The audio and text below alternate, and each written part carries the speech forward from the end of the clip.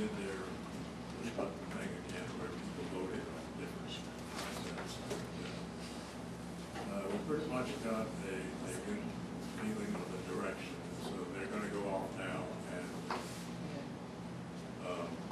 make the draft of the land use plan, and this time we'll get it and finalize it and adopt it. And I also need to appoint planning commissioner tonight. There are 3 that are up for reappointment. Eddie Dick, Rita Holiday, and Ed St. Clair, and I'm reappointing all of them to 2-year terms.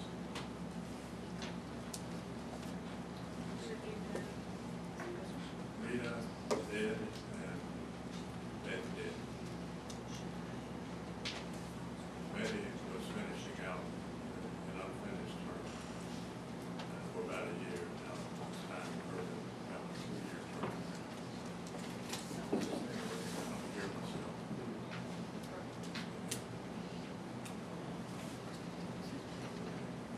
I would just like to say that last week I represented the town of Farragut at the Duncan School of Law reception, and also at the Small Cities Summer Meeting in Wilmington, North Carolina.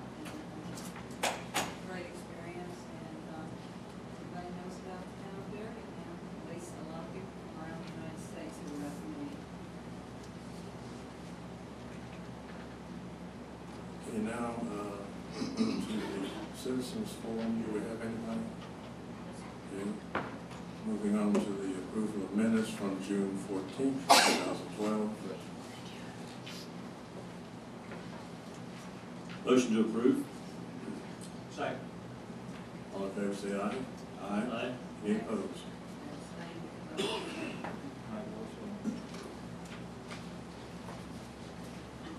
Next item is resolutions and ordinances, and the first is a resolution R-2012-08, maintenance agreement with TDOT for improvements to Concord Road from Turkey Creek Road to North Shore Drive. This item is a resolution in favor of a maintenance agreement for the improvements to Concord Road from Turkey Creek Road to North Shore Drive. As that is a state route, TDOT wants to know that if they construct the improvements, that the town of Farragut will take care of their responsibility of maintaining all items outside the road.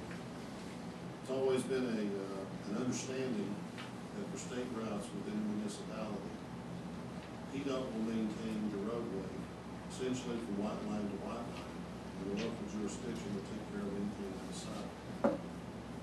They now like to see that in writing. So this is a resolution in support of that agreement that's included in the packet. Staff recommends approval of this motion. Any discussion? It's pretty cut right to me. Nothing in there out of the ordinary from our standard agreement with them. That's correct. We've read this, and it's very much in keeping with what they've always done. I make a motion to approve. All in favor say aye. Aye. Any opposed? Next is the second reading and public hearing ordinance 12-09, fiscal year 2013 budget for general state aid, state street aid, capital investment program, equipment, insurance, and beautification funds. Thank you, Mayor. I just wanted to give the board an update from our last meeting where the board deferred second reading of the budget to come to tonight. I know the biggest discussion point that we had that night was funding for the CAT bus route, and we do have some updates on that. I wanted to give you one other update before we get into that discussion. This year's revenues are going to be still the same, $7,519,833 as we projected since early February. Our expenditures this year, we just passed out an updated sheet to you, are projected to be $6,223,974. From your previous second reading budget, that's an increase of $13,779. That is for health insurance. There was an error on the rates that we got back from the health insurance quotes dealing with prescription drug costs. There was a slight error there. That error is obviously increasing our budget slightly on that. However, changes and overall cost from FY12 to FY13 are actually decreasing a total of $3,800 overall with the changes that we made this year. So that's one item to for the board's consideration tonight. The other one is obviously the CAT bus and what we do with that. We've been in contact with CAT. We've also been in contact with the park and ride situation, mostly with TVA that has been using our park and ride, to try to come up with some solution on what some alternatives are to allow greater parking at the current park and ride location that hopefully would then get more bus riders and users to that spot. I think that over the last week, we have tried to contact several businesses along Parkside Drive about alternative routes. Maybe CAT could pull off and stop at one of those routes. We've been unsuccessful in actually getting any businesses to really come back and communicate with us on that. However, we were successful in talking to TVA about moving their parking riders to another location.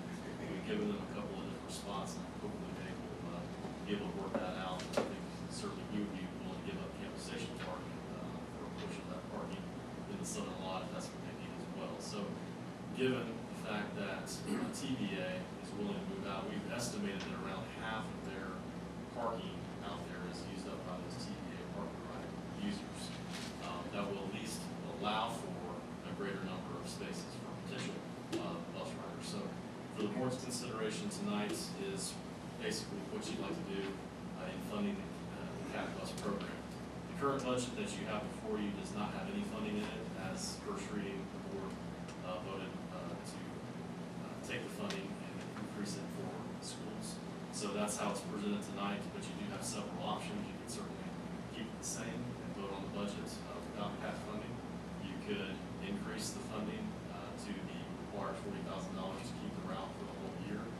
Or as myself and Ms. McGinnis have talked about, if the board was to cut funding at all, then basically CAT would keep the route the same and just go as long as that funding will allow. So that's another option for you if the board's willing to consider that as well.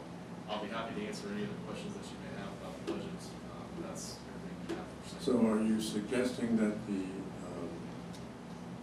TVA people would move down to Campus Station Park? Well, there's two spots that we have identified so far. One is the Unitarian Church on Grigsby Chapel Road. They have offered to allow for parking on their lot during the week. And then the second alternative would certainly be Campus Station Park.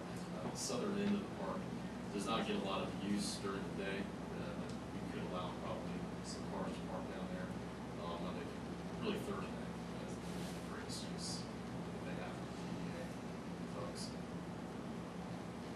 David, how many cars do you think, did I understand you correctly, that the TVA is using up approximately half of our available spaces at the park ride? I think that's what we're estimating. We have roughly 55 spaces out there.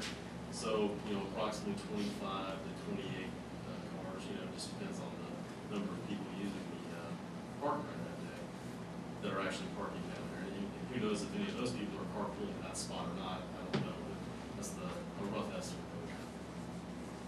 David, I was going to add just one point of clarity. In watching the video of the meeting 2 weeks ago, I know Alderman Mark asked a question about the parking there as well. I know it's been, that's really kind of been the big thorn in this whole thing.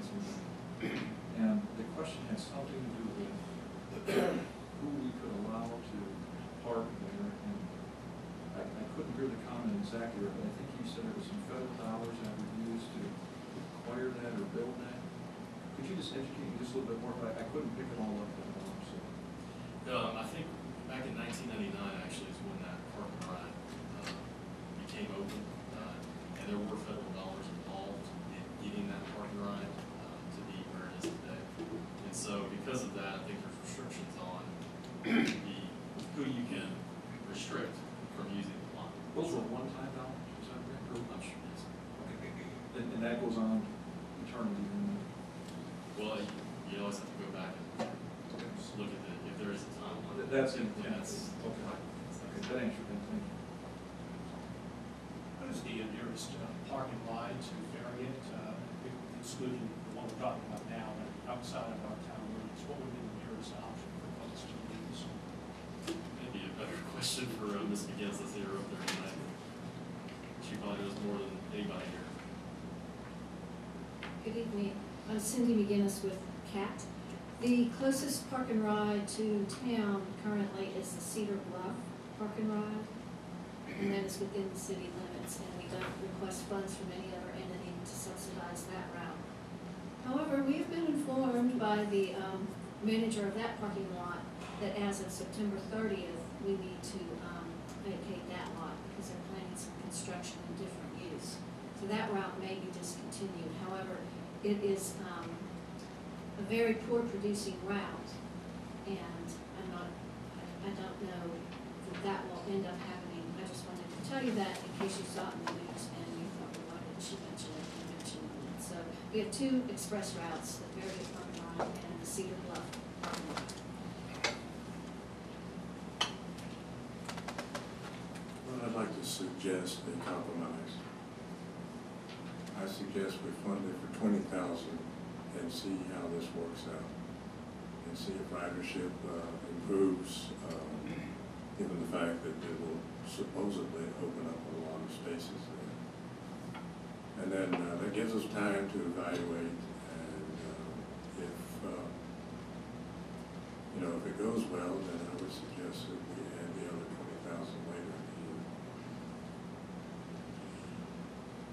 So Mayor, if I understand correctly, you're proposing that we make $40,000 available in the budget, but we only commit to $20,000.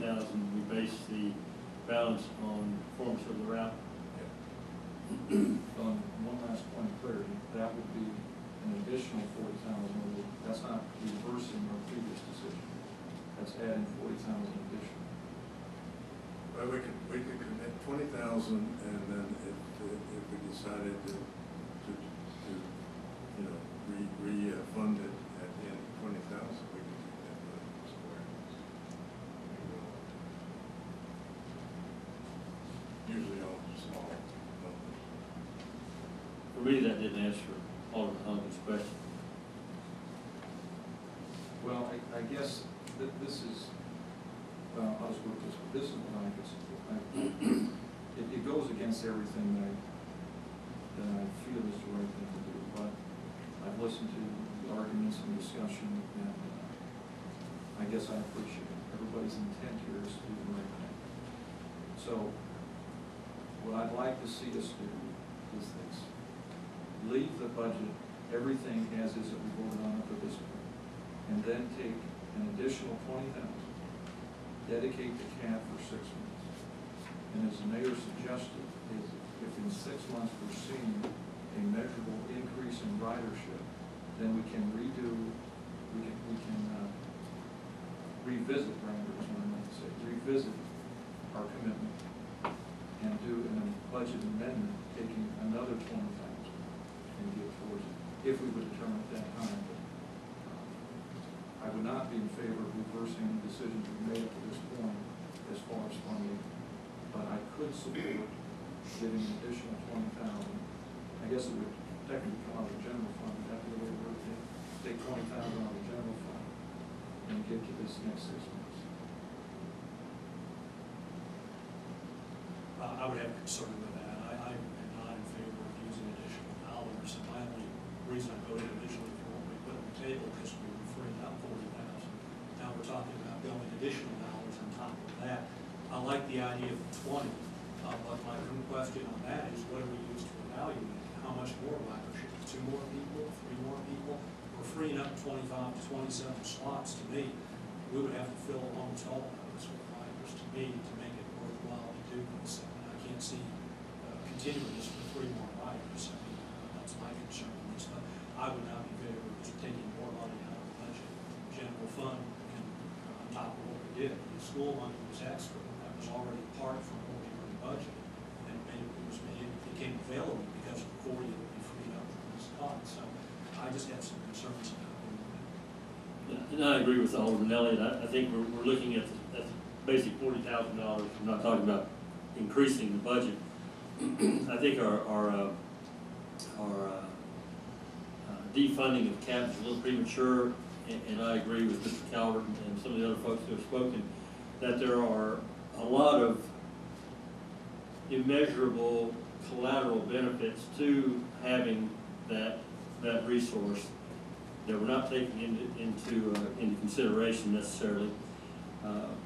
I think it's a real asset to the community, and I think it's underappreciated and underpromoted, and I think before we drop it, we really owe it to the town. We've got quite a big commitment. You look at all the years we've funded this, but I've never seen anybody promoting it. Where do you find out how the schedule runs and all that kind of thing? I think until the town puts a little bit of our muscle behind it, and that would be publishing schedules in the local publications, the News Sentinel, the Shopper, the Farragut Press. Let people know it's available. I don't think it's going to increase just magically because we free up some parking spots, maybe marginally, incrementally, but I think if we're gonna do this thing, we should put a little bit of effort behind it. Let people know it's out there, promote it as a benefit of citizenship in the town, and keep that on a little bit. So I think that I would support the mayor's proposal to go ahead and allow that $40,000 to be in the budget, commit to $20,000. If the town is willing to do something to promote that, I would 100% support it then. As far as the school funding, I think that was kind of icing on the cake, like Alderman Elliott said. We had $40,000 floating around out there. Hey, let's put it someplace else. Schools are obviously a good place to put it, but there's some question about how we're funding based on per capita participation. I think until we get that a little bit more steady, I'm not in favor of just throwing more money into schools. So those are my thoughts. Well, I'll go back to what I said. I guess it'd be one here at this point. And again, I'm for public transportation, but at the level of commitment on a per person basis, I just can't get my mind around doing that. You know, the town of Farragut, if you weigh the baby, the greatest value to our community at this point in time is what that school system brings. And in regards to this whole proration idea that's been brought up, you know, the reasons for me making that motion were, number one, I want all the students in this area to get a good education. Number two, I want them to know that we support them as a community. Number three, I want them to know that we support the schools. And number four, I want everybody that lives in the surrounding area of the town of Farragut to know that we care about them and we want them to come to our community, participate in everything that we have here, shop in our stores, eat in our restaurants. If you go out in a 5-mile radius, you have students from, you know, I know Hard Valley Academy, Farragut High School, them two issues here. You go a mile that way and you run into the Hard Valley Academy zone. We have, well, there's probably a greater percentage that live closer to Turkey Creek from the Hard Valley zone than there is that lives within the Farragut zone. And, you know, to get into this whole proration thing, I don't think that's what we want to be about. You know, I actually called today to the Knox County Schools and just to find out there is, I think it's somewhere between 16 and 1,700 is the count of Farragut High School. It's 970 something that are Farragut-based residents that go to the school. So, you know, if we start getting this whole proration, it sends a message that I don't think this community just wanted to send. I think we've been working very hard to show that we're a community where we want people to come to. And, you know, you go right behind the public market, that's a very project that we put a lot of time and effort into. Those are all Hard Valley Academy residents, students that live right there. It's not like this is a zone that's a long ways down the road. And go back to my initial statement, even if you take Hard Valley Academy out, if it didn't even exist, I would say the same thing. Schools are by far the #1 resource that this community has. If those schools all disappeared tomorrow, we would see the population of this community change so quickly, we wouldn't know what to do with it. We would see property values decrease. And I know it's come up, and Mr. Calvert, I told you before the meeting, I thought you had your thoughts very well organized, and I appreciate what you did, taking time to come here. I wish everybody would do that. But if you want to put it on a measuring stick, the value that schools bring to our property versus the value that CAT brings to our property, CAT wouldn't even show up, it'd be a speck compared to a massive what the schools bring. So again, I could support taking an additional 20,000. You know, we picked up some expenses, if you will, if I recall. I think it was roughly 90,000, might be a little trimmed now as this prescription amount. But I think we picked up roughly 90,000 our savings, I think, through some health and some other things that came up. And so we still are going to be ahead. And if CAT, quite frankly, if everybody believes that they bring value to our community, then let's spend the additional 20,000.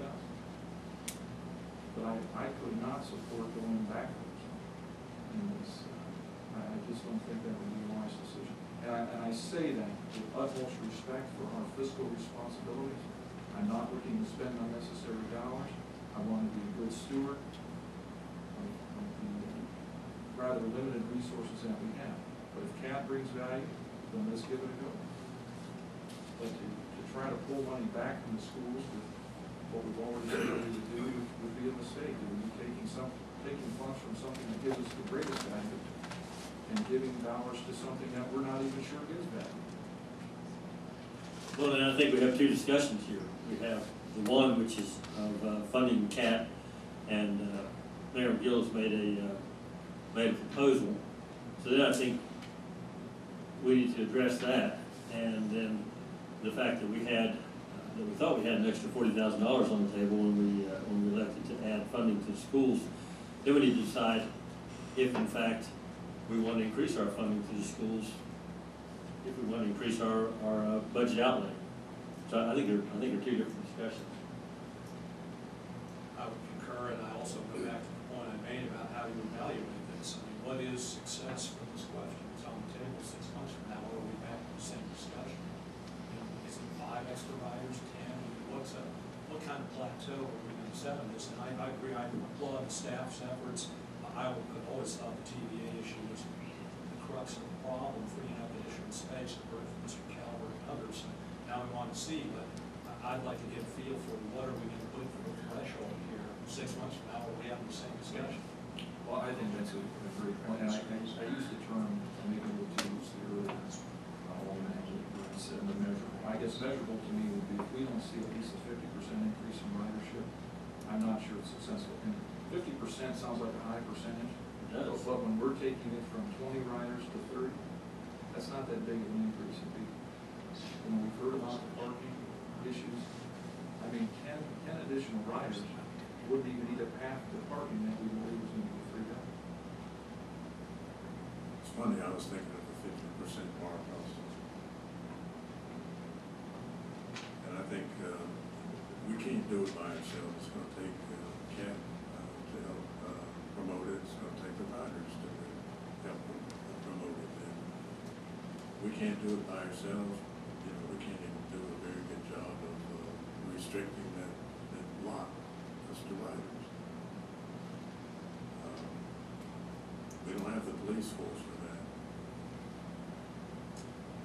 But I'm willing to try it for $20,000 for however long that gives us. Okay, I just want to make sure I understand that does not take away the money that we've already allotted to the students, the additional money. Okay. This has really been a hard decision to make because I see both sides of it, I think. I see that the bus that we provide, the transportation, only helps a small amount of people, whereas the money that went to the schools helps a much larger amount of people. And I agree with Alderman Hawken that I think the reason why people come to Farragut mostly is because of the schools. Now that I heard what our mayor wants to do, give it a chance, I feel that maybe that's a fair thing to at least try it for 6 months. Before tonight, I was opposed. I was going to vote against CAT. But I'm sitting here thinking about if we can increase it and we're willing to spend the $20,000 and try it, then I feel like maybe that is the fair thing to do. Well, I appreciate that, Alderman March, and I think it is reasonable, Alderman Elliott, that we put some kind of expectations on it. I think the service has been, how long have we had this express route? I think as long as I can remember, over 20 years, right? Before I was in Knoxville, you said Parker Roy lot was built in the nineties, 99. It was there before that. Very well could Yeah, have been. it was there in And the the bus stop. 93, it was there. And the bus stop. As far as the bus actually stopping, I know we had a park and ride, we had bicycle lockers as far back as maybe before 90. I'm not sure exactly when the bus started running. Okay, but anyway, the point is, it's been there a long time, and I think a lot of people, when they're looking for a place to live, there's a lot of things that weigh in the balance. And I know a lot of the cities that we've visited, Phoenix, San Antonio, Boston, Las Vegas, every city, every forward-thinking city has some kind of public transportation to help get people around. It's a backup thing, it's an emergency thing, it's a convenience thing. And there may not be a whole lot of people that use it all the time, but I think it's something that really reflects positively on the community. And I think it's something we really need to promote. And I think if we're going to do this, we should probably look at putting a, I don't know, a 3x5 or whatever, how many column inches ad in the paper to serve the community for the next 6 months. If we're going to do this, I don't know what that'd cost. Probably a phone call. Maybe you can find out. Call around and see what that costs. Just to get it out there that it's there. We have available parking, and I think it's kind of unreasonable to say, okay, we've been doing this for 15 years. We're going to increase the ridership by 50% in 6 months, or we're going to dump this thing. I think that's a little bit unreasonable, even though we are only talking 10 riders. I'd say 25 or 30%. We can see a 25 or 30% increase by a little bit of effort in the next 6 months. And I think that's a pretty good measure of success. So I think that I would propose or make an alternate proposal to the mayors that we go ahead and fund the 20,000 immediately, commit a future 20,000 if we see a 25% increase in ridership, and that the town commit to spending a nominal sum, maybe $2,000 during that period of time to promote it. Let's see what happens. Give it a flying shot. Mayor, Well, that's my motion. Mayor, I do have 3 speakers tonight that like to speak on this item. First one is Mark Calvert at 324 Fair Crossing Drive.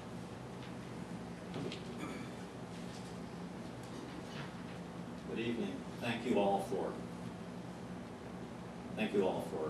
taking the time to rehear this and for all the consideration you've given this. Just like to thank you for the past funding. A couple of points to note. When we're talking about 10 riders, that's on a single bus in the morning, average. There's 2 buses that run in the morning, so we've actually got, on any different day, 20 people going down to Farragut. So it's a larger number of people that you're talking about. And as I mentioned before, it's not always the same 20 people in units. As far as benefits to the broader community, I just want to reemphasize, it's not just those people on the bus that have a benefit, but also all of us that are breathing this 100-degree air that has, for the 3rd straight day now, ozone numbers. And I think I mentioned last time that the primary source of ground level ozone is automobiles. And the way to reduce that is to have fewer automobiles making a 15-mile drive down and a 15-mile drive back. And that's one very positive benefit for the community. As far as the staff working with TVA and other individuals, that's been a very positive development. The vans that had been parking there and picking up people there are no longer parking there. And you'll find that the lot is more than half empty right now, making lots of room for new people to hear about your bus to be able to ride it. I would just suggest that maybe some additional, even lower cost ways of spreading the word, just a colorful Xerox sheet that says something about the bus being available when it rides, putting it on the bulletin board in the library or wherever there's a public notice. I think would be a good economical way to do it, in addition to ads that you might place in the newspapers and things like that. And then that's about all I'm going to say. Thank you all for your consideration. Mr. Calvert, I just want to make a personal statement. When we have an off-site planning meeting here, spend a few months on it. I want to say again, I'm all for public transportation. I do struggle with this particular issue, as I've already mentioned to them. One of the differences, and I'll speak to all of you for all of Markley as well, you are correct in everything you said about public transportation. The one major difference that I think we need to keep in mind is, in all the communities you mentioned, public transportation there is to keep people moving within the community versus people moving out of the community. But that really is my point. I just want to make that clarity. Something I did mention at that meeting, which everyone here will recall, is I think we could consider perhaps coming up with a bus route within the town of Farragut during the day to allow our citizens to move around. You know, I call it the great circle we have that touches base with probably 60% of our community. Grigsby Chapel, Kingston Pike through Turkey Creek, and of course with Costco coming. So I just wanted to tell you that that's something that, you know, in the future I've mentioned to our town administrator, and as you're here, I'd like to mention that to you. I think you came back with some kind of proposal. We won't go into that tonight, but that's something I do want to explore further in the future. Because I can't stress enough, I'm not against public transportation. I just really struggle with the level of commitment on a per person basis. With that said, I could reluctantly support the motion that Alderman Mark, I don't want to get you too confused tonight. You just have baffled me with the brilliance of it. I just wanted to make that statement. Thank you. Mr. Conrad, I did have a question. First of all, thank you for your time and effort on this. Would appreciate your opinion on the discussion we had just a few weeks ago in wrestling with the evaluation issue. And assuming, as Alderman Markley shared, we do put some muscle behind this numbers, what would be your opinion in 6 months from now? What would you see in terms of the percentage increase in ridership for these vacated spaces? What would you see as success?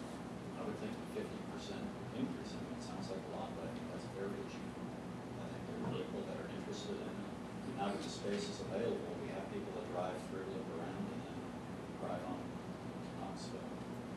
So 55 spaces, half of that is 27 are there now. So we're saying that out of those spaces, we should be filling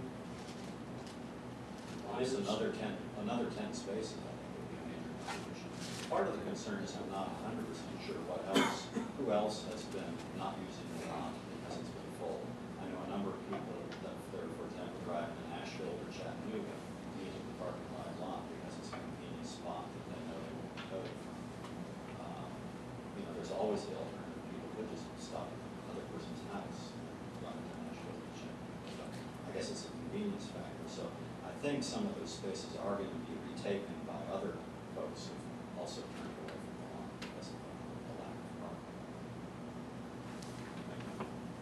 And just 2 other brief points, if I could make. I'm aware of at least 3 families of people who ride on the bus that came to Farragut and chose to live in Farragut because of the availability of the bus service. They came come from communities where there was public transportation available. Otherwise, they would have moved closer to town, communities. And then I would just mention a town I used to live in, Cary, North Carolina, which is sort of a nice community in many ways parallel to Farragut, that had a bus service very similar to the 102X, where it was small buses with half a dozen to a dozen people riding on them each day, and they were going from Cary into Raleigh or into Durham as opposed to Fort. So it's a workable model in other communities. Thank you. Our next speaker is Mark Littleton, 11700 North Monticello.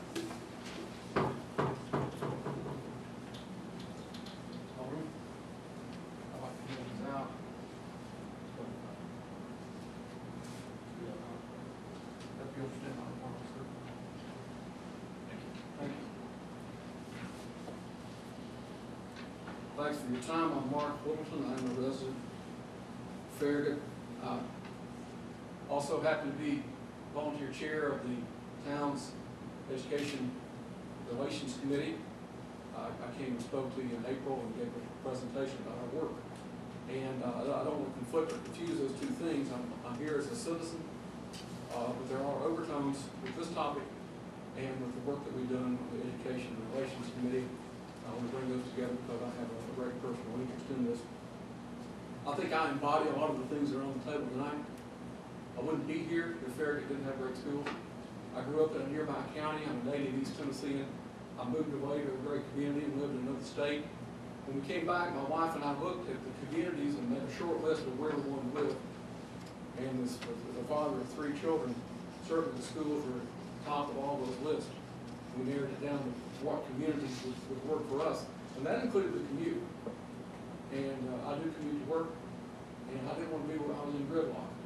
And so Farragut met the need of being great schools, great religious environment, great cultural options here, and for my personal commute, I'm not involved in any gridlock. So I understand a lot of these topics. I have 4 or 5 points to make pertinent to the topic, and I gave you each something that I'll get to in just a minute. But as we talk about this ridership issue, I like public transportation when it's available. I travel around the world some in my work, and I'm familiar with and use a lot of public transportation, mostly for the gridlock problem. We don't have gridlock in Farragut. I'll note that 20 riders per day, and assuming that most of those are work riders, 250 work days a year. The $40,000 spent on public transportation by Farragut is about $8 per person per day for public transportation. I'd certainly love to have that in my pocket for my commute. Those are people that we're funding who've gone to school, they found jobs, and they made the decision to live and work where a commute is required, and we're helping fund their lifestyle. Meanwhile, there's 6,900 minor children in the 5-school service area where Knox County Schools serve Farragut. 6,900 children who don't have a choice of where to live. They don't have a choice of where to attend school. They've got no ability to vote on funding for the things that their school needs, like computers, learning resource centers, and projectors. But at 180 days in the school year, that same $40,000 is a mere 3 cents per student per day to improve education versus funding bus route. The Education Relations Committee has shown you before, and some of you were absent that night, so I passed it out again. On our town website, we've got the school needs list. Sometimes when we talk about funding schools, I'm afraid that we get into a vague conversation about helping education in some immeasurable way. I love the comment about the measure, Alderman Elliott. I think things should be measurable also. And the 5 principals of the schools in Knox County that serve Farragut have committed to us, on the committee, that the list you have in front of you is the list of items that will make a difference in their schools if they had extra funding. It's not vague, it is measurable. You could even take items off that list and target that specific item and demand that your money go for that item. They have made that commitment to us. It's been a great thing that we've experienced this year to work with the ERC and working with these schools. We've really produced something here that has never existed before. On our website, anyone in this town can go to that website and say, hey, my group or my club or my organization wants to fund something, but we're not sure when you fund schools, what does that mean? Well, right there's a list, and you can see what it means. You can see that there's technology items on that list. There's specific definition and accountability. I want to address the topic of splitting funding based on where students live and work. Our committee's worked hard in the last year. We've never missed a meeting except the last meeting, and we had a couple of conflicts and we didn't have a quorum. That's the first time that's ever happened. So outside the bounds of that meeting, this discussion of funding based on where students live came up. It's never an agenda item. It's never been asked to be put on the agenda. But the topic came up, and a couple of our members are interested in the topic. We can certainly pursue that. We can pursue that at the request of any of the ERC members, or you, since you chartered our committee, you could ask that the ERC investigate that question and come back to you with a proposal or a list of pros and cons of making school funding based on where students live. I just want to highlight that we never really had a chance to fully flesh out that idea because it came up very recently. We'd be glad to pursue that. I hope it doesn't distract from the greater question of making this extra funding to the schools. But as you can see, there's some expensive items on there, and they're definitely needed. We're in a competitive global environment. I'm the quality manager of a manufacturing firm that is globally competitive. We're a global firm. I've been blessed to travel the world in my work. I've been to Mexico, Japan, China, and Europe several times. And I have seen what it takes to be competitive in the global industry. In the facility where I work here in East Tennessee, we have on public display inside our building markers that mark our progress against competitive plants, sister plants in our organization, in Japan, in Czechoslovakia, and in China. We know who we're competing with. And we keep markers up on their scrap rates, their productivity, their efficiency. We are competing with them. The import-export boundaries have been dropped, and we are competing on a global scale. Farragut schools can help raise the kind of workers that compete on a global scale. I've also seen in certain countries, Japan, Mexico, China, when you have great employees, you don't need to pay for busing. The employer will provide the buses and go get them. I've seen that in Mexico, I've seen that in Japan, and in China, not only do they provide the buses to go get their workers, they house their workers. So when you have great employees, you're going to have employers that will go get them. You won't need to pay to send them somewhere to go to work. And one of the ways you develop great workers is to educate them. Your decision tonight to help to improve our schools will help the schools in the community create these great employees. You know, I love the environment. I bicycle a lot. Here in good weather, 3, 4, 5 days a week. I ride 15, 20 miles a day. My family is nearly every day of the week in our parks. We enjoy the parks, the greenways, the trails, the fresh air someone mentioned. We go tubing in the mountains. We love the environment. But you know, what it takes to make good environmental decisions is people who are educated and people who can command the kind of jobs that will allow you to have the income to make those good environmental decisions. I'm going to ask you one thing tonight as I close. I gave you our needs list. It's on the website, but perhaps you've not studied it very closely. Take a look at that needs list. Think about spending $8 per capita per day per person to bus someone to work versus 3 cents per student per day to help our schools and see what decision you come up with. If you still struggle with that, I'll offer another option. You could at least fund the schools at parity with the bus. And I've done the algebra there, it's 3.2 cents per person. And that would be $39,840 for the schools at about $160 for the bus ride. Thanks for your time tonight. I hope you make the right decision. Thank you. Our other speaker is Jeremy Chandler.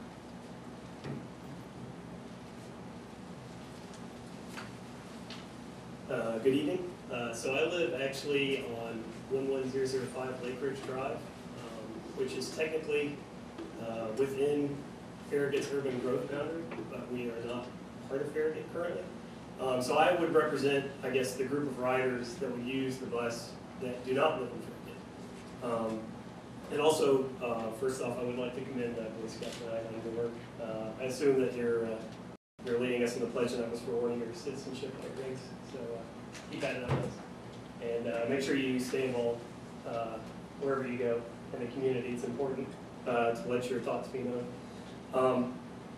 And so anyways, getting back on topic, I feel that public transit is a basic tenure of infrastructure that should be present in all progressive communities. And Farragut is known for pursuing many progressive policies with their development over the years.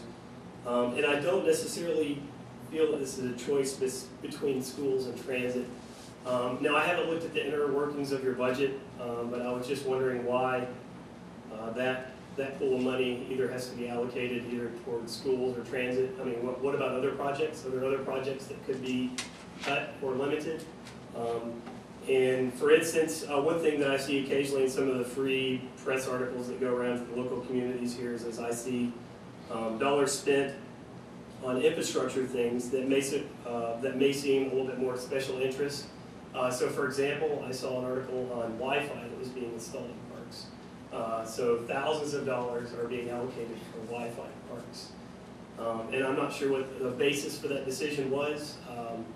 I believe with the cellular infrastructure that we have nationally now, that's unnecessary resource for a community. When I go to a park, I don't take my iPod, iPad, iDevice, or something that has Wi-Fi. I go to a park to enjoy the outdoors. And as far as physical implements that would be provided by additional funding for schools, I'm currently a PhD student in microbiology at the University of Tennessee. And when I teach undergraduates, I do not see a correlation between access to technology necessarily and good education. And I feel that I would need to see more of where we were going to allocate those funds, I guess, for the schools before I would make a decision on that. As far as the 6-month window to look for whatever X percentage increase, I feel like if you do something like that, you need to have a statistically valid survey. And what I mean by that is if you look carefully at ridership over the years, for example, I can remember when we were at about $5 a gallon for gas, the bus was overflowing. People were parking across the street, in the hotel, and it was standing room only on the bus. And so you see this kind of sine wave along with the bus. And so the potential for the bus, I think, is there to service actually more members of the community than the schools themselves, because everybody has access to those buses, including potential students. So for example, there's a day in the summer when the kids aren't going to school and the family would like to go downtown and it's $5 a gallon gas. Don't worry, we can go down to the bus stop, we can go downtown for the day, do whatever we need to do there and come back. But I feel like if you're going to do a 6-month study, that you would need to look back and find comparable expenses to other transportation venues that were available at that point to maybe make that assertion as whether it's something that's useful to the community. Another thing that I see going on in Farragut that kind of disturbs me along that route is that we have this development of infrastructure. So for example, the bike lanes, which are very nice. So most days of the week, I ride my bike to UT. It's 20 miles one way, so I ride my bike, much like the previous speaker here, quite a bit to and from work. But when the weather's really bad, I'll use, you may not see an extra car, so I assume your ridership assessment would be from numbers that you physically get from CAT. Because my bike either goes on the bike rack on the bus or in the bike storage unit. But as far as the bike lanes go, they were very nice for a few months. And then we kind of ran into the same problem that I see on other bike lanes around the Knoxville proper area, where basically the street sweepers just go along and do the roads, and then all the glass and debris gets thrown into the bike lanes. And so at that point, I'm forced to make a decision of either riding on the greenway, which is packed full of pedestrians, or riding in the road and then risk being yelled at either by law enforcement or somebody else that tells me to get in my bike lane, which is unsafe for riding. And on a lighter note, I guess maybe you could re-examine your health insurance because of the mandate that was approved today. So maybe you could come up with some money. And that's all I have. Do you really think it's Health insurance? Personally? No. so that's not valid? No, it's not. That's why it was on a lighter, it's more candid note. But our problem solved. So, Thank you that's for all your I have. comments. Thank you. Good job. All right. I think we were leading to a motion. I made a motion. And to replace it was that we fund 20,000 of 40,000, which we're going to reserve, and that we commit the additional 20,000 if we see I was going for a 25% increase. If you guys think 50% increase, I'll modify my proposal. If that seems to be a reasonable expectation. But that we also commit to promote, and I guess we can discuss that. How much do you want to commit to promote this? I think we can get it on our website, we can get the Farragut Business Alliance to promote it, we can get the Farragut West Knox Chamber of Commerce promote it through their windows and publications. So we put it on our website, we can advertise in the paper, we can put it up on the bulletin board, we can put it in the library. There's a couple ideas floated around. do we want to make that part of our commitment? You know, on that item, here's what I would suggest. I know this is not the cleanest way to do it. Why don't we have the town staff do some research and get some thoughts from some professional marketing people and see what a number is. That way, we're not guessing, we're coming up with an arbitrary number. And if we had to do a budget amendment later, we could do so. I just, in my experience in business, I'd rather have something that has a little bit of substance to it than just come up with a swag and then we just pull numbers out of here, we budget 5,000. And then they come back and say, well, it's gonna be 10 or 15. And they're okay, let's do the research and do it right. That's my thought. I do have a question, Alderman Markley, just a point of clarity in the motion. You're not suggesting to take 20,000 away from the schools and allocate it to CAP. You're looking to increase our expenditures by 20,000. Is that what your motion is?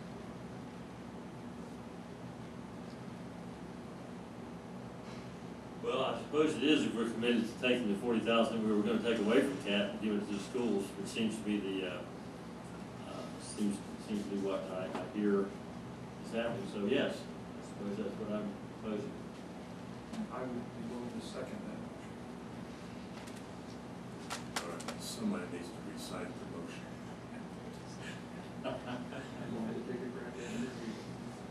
Read your motion so we can clean it up? Well, we had the commitment to promote the transit service, and that's what we're discussing. What we're going to commit to that. Now, you suggested that we commit that to the staff to come up with a proposal. What would be a reasonable proposal For the marketing, it's just the marketing. So how do we word that in this motion? I don't think that even needs to be in here. I think that's just a request of staff. I think the motion just needs to be what we actually want to give the CAT at this time for funding. Well, the only way I want to continue to fund it is if we're going to promote it in some kind of way to help it grow. And I'm advocating promoting it, but I'm just saying at this time, I would prefer not to allocate dollars to it with just a swag. If you want to do that, I'll support it. But I'd rather on the marketing piece, purely the marketing piece, let's find out what the estimated cost is. You know, if we're truly going to make a marketing effort, let's do it with something that has substance to it. I'd hate to have something, again, I'm just pulling numbers out here. I'd hate to say we're going to dedicate 5,000, and then everybody comes back and says, you know what, to do this right, you really need 10. Do you understand my point? That's Yeah. unrelated to the dollars that we've said to give purely to CAP. You've got kind of two buckets here, the marketing dollars and the dollars to continue to support the service. I'm all for promoting. I'm with you. I just would rather wait, even if it's 30 days, to get something new. We'll not just have a swag. Let's get something that we can get around with. Okay, let's figure out how to say this. Yeah. Mr. Smoke. Well, I was just gonna say, the issue with the marketing piece of it is that we do not have a number there. Any marketing group can come in and we can say, give us an idea of. $100,000. It could be more money than what we actually put into the CAP program. So I think we need to get, if the board is comfortable with a number, then we can go back and say, all right, this is the only amount we have, what can we do with this amount? Then they can tell us how many times we should advertise or what we should put it in, we can contact the paper, we can contact whatever other, opportunities there are. So I think having a number to work with helps in a lot of different areas. You may not want to right now, but I think for us internally, certainly we love it. If we already have it in the budget, we know what we have to work with going forward. Well, I can support it. and I think there are public relations pieces we could write. We have a public relations person on staff. There's a possibility some of the papers may want to do a public service announcement.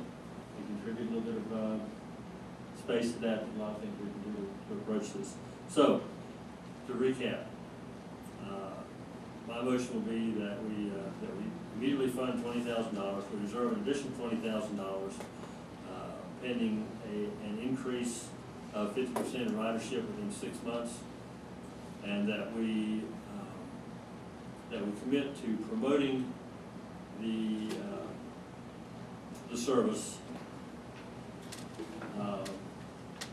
researching using town staff to research ways that we can promote this for a reasonable budgetary amount to be determined.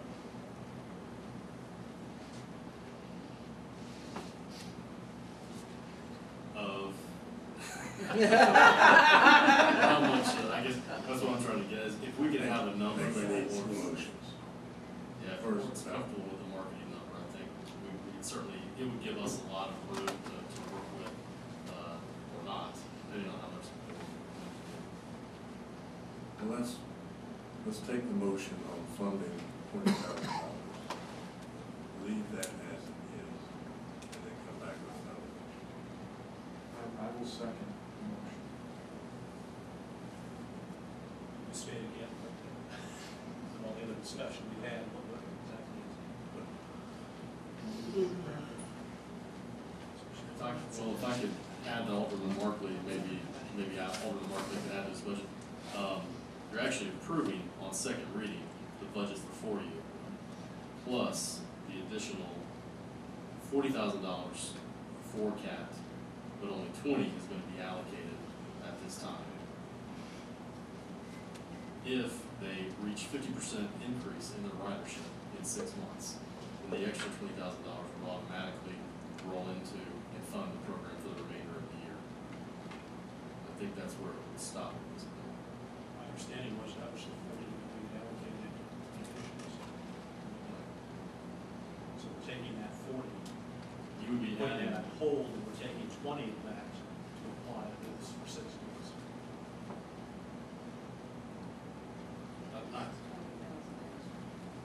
So you're saying, well, just to clarify that point, so you're looking at letting stand the additional 40,000 related to schools that was originally the cap cut, so to speak, and now adding 20,000 more on the budget for this particular case. More than 40,000 adding 20,000. That's what I'm trying to clarify. I wasn't clear on, I understood remarkably that it was not, and now I'm hearing that it is, so that's one, where are we? So, Ordinarily, it would be, based on the data just said, it would be, take the school money would be as was worded on, I guess if you want, there would be an additional $40,000. That would be, this would be an addition, nothing to do with the schools. The school money, that 40 that we took from Cal initially, that's already in the schools, would stay. There'd be an additional 40 that would go into the budget, with 20 of them automatically committed. The remaining 20 would be reviewed in 6 months if the ridership is up 50%. So the expenditures would increase roughly. Potentially. I'm going to make one more clarifying point on that. In your budget that you have currently in front of you, the expenditures proposed are $6,223,974. If you go ahead and increase that by an additional $40,000 to fund the program, if you indeed funded it for the entire year without having to come back to the board based on the motion that Alderman Markle made, you would also have to increase that an additional $12,000 because we put 30% of all expenditures in reserve. So in essence, what you'd be adding to the overall budget is $52,000 for this year's budget. That's what it is. Of course, if the cap does not reach the 50% threshold, then the $20,000 would not be allocated at that point, and we would just hold that in reserve for the remainder of the year.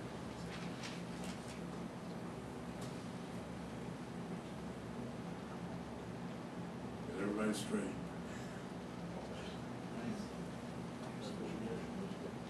All right, we have a motion and a second. Call for the roll.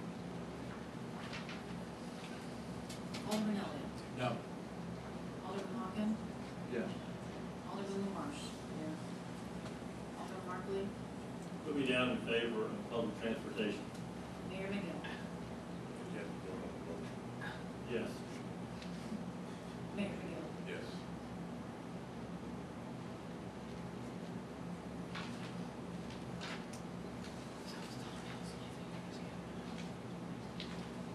Now, on that note, we still have to pass the budget. Right. Well, you just did. You just passed the budget with the changes that were made. think the lingering question is, if you still wanna go down the marketing routes, how much do you like to allocate for any kind of marketing? We could amend that by this vote in front of you. Let me ask the question from me of Kat first. Do you have any money available to do some marketing? I mean, I feel like we've stepped up a little bit here tonight, so I'm gonna ask the question. Yes, we do have marketing in our budget, however, we don't really promote a specific route. It's more general marketing. And we haven't had a specific campaign since we opened the transit center. So, Specific campaigns? I would have to get back with you on that. That's pretty much not consistent with what we've done in the past. I would point out, though, that Smart Trips does a lot of outreach for the Farragut passengers, and they probably have a lot of information on passengers that used to support the bus route that don't now, and they could probably do an email campaign. I'm not so necessarily sure that an additional expenditure on marketing would be as effective at increasing ridership as some other methods. So, and the $40,000 request, well, anyway, I don't know that $2,000 worth of advertising is going to get you a 50% increase in ridership number, whereas just reaching out to the people who used to support the route might be a more effective way to build the ridership. And you feel you're in a position to do that? Oh, we can certainly request that Smart Trips do that, and I did like the idea about putting posters up in libraries and places where people are supportive of public services would consider taking the bus. Thank you. You're welcome, thank you. Appreciate your consideration. With that statement, I'm not sure we need to put anyone. Do anything additional in the budget for marketing? I think that may be right. And I think there are, I'm not even sure what Smart Trips is, but it just comes to mind, Metro Pulse. You know, we have publications out there that are more geared toward people who are more urban centric and public transit centric and so forth. And I think there's a lot of ways that we could approach this, just make this information available to a lot of people without spending a whole lot of money. Yes. I think we have a full-time public relations person. There ought to be a story written in the paper, in all papers, and submitted tomorrow that town of Farragut has stepped up public transportation, and we've made available some extra parking spaces, making resources available, and you know, just get this story out. I think it's an important story. So let's do something about it. We already have money in our budget for advertising, marketing in general for the town. A lot of that's to be used for public notices and things like that. We may be able to have some to set aside for this purpose to pay for any kind of advertising that may become available. So if the board wants to hold on for now, and just let's see what we can do with our current budget resources, we can certainly do that. I would like to make one more comment. Mr. Littleton, if you would take the lead on this, I think you were here then. Well, yeah, you would have been here, but the principals were all here. I had made the statement to them that one of the requests that we would have of all the schools involved would be that they use some of that money to buy a town Farragut banner and put in every gymnasium, every sports field they have, because I do want, and I believe the board wants people to know what we've done. And we want them to see the town of Farragut flag flying and all of those. And those that were here that night all nodded their head in the affirmative that they'd be willing to do that. But if you would just remind them of that, I would be great. Thank you. All right, we have a budget. Next is ordinances, first reading. First is ordinance 12-06, an ordinance to amend Title 14, land use controls, to create Chapter 6, building facade ordinance, to add building facade requirements.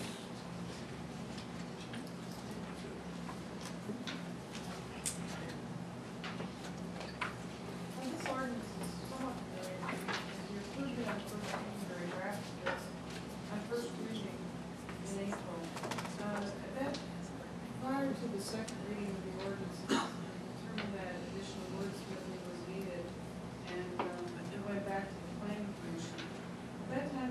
commission added the term doors, that metal doors were exempt from meeting the minimum requirement. And this is primarily because most of the glass door, most doors in commercial establishments are metal for fire-rated purposes or for security purposes. The other change that was made was clarification in the area of how to treat existing buildings, and that rather than putting it under the scope, it was changed into building size. And the intent is that, as I explained earlier in April when we discussed this in greater detail, is that this is a objective ordinance, not a subjective ordinance, meaning that either a building meets the requirements or does not. It's not an evaluation of style or anything like that. It's just an evaluation of, is the 15% exceeded or is it less than 15%? The planning commission unanimously recommended approval of ordinance 1206, and staff also recommends approval of ordinance this month.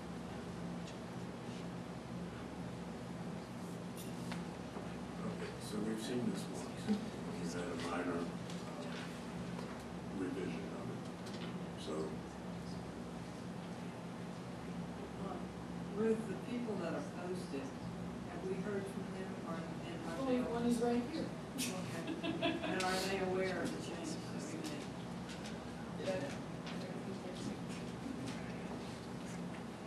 And are you okay with it?